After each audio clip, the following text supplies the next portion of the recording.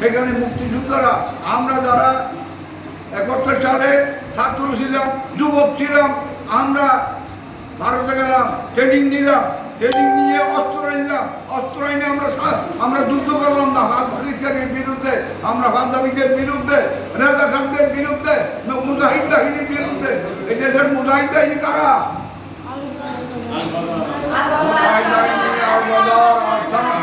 এরা কারা? রাজাকার।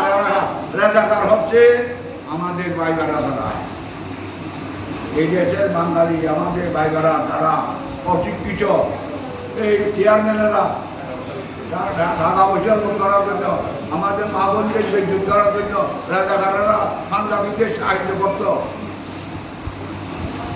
মুজাহিদ বাহিনী কারা ছিল? মুজাহিদ বাহিনী কারা ছিল? ওই লুমিনিয়া মাদ্রাসা, ওই দিদি মাদ্রাসা। ক্লিয়ার? আর মুজাহিদ বাহিনী আর আসাম বাহিনী কারা? এরা কারা? আমাদের ভাই বোনেরা কারা?